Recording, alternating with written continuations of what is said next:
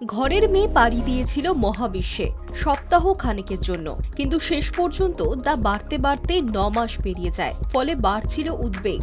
অবশেষে সমস্ত উদ্বেগের অবসান। পৃথিবীতে ফিরে এসেছেন সুনিতা উইলিয়ামস।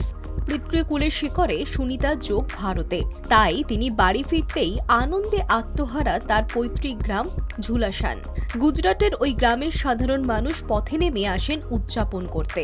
তাদের দেখা গিয়েছে আতশবাজি ফাটিয়ে উৎসবে মেতে উঠতে। কিন্তু কবে ভারতে আসবেন সুনিতা?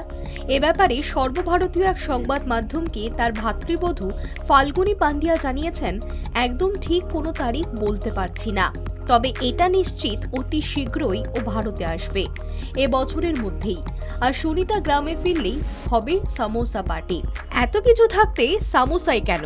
আসলে হৃদয়ে ভারতীয়ত্বের ছোঁয়ায় সুনিতা সামোসার বিরাট ফ্যান।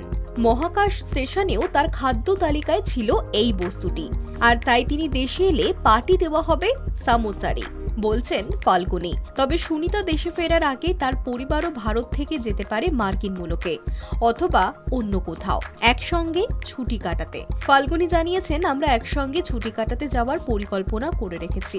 সবাই মিলে একসঙ্গে সময় কাটাতে মুখিয়ে রয়েছি সকলেই। সেই সঙ্গেই জানাচ্ছেন, ফ্লোরিডায় সমুদ্রে সুনিতাদের নেমে আসা দৃশ্যটি তাদের মুগ্ধ করেছে।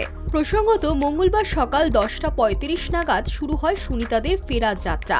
এরপর বুধবার আটলান্টিক মহাসাগরে নিরাপদে অবতরণ করানো হয় তাদের। গোটা ঘটনার লাইভ সম্প্রচার করে নাসা।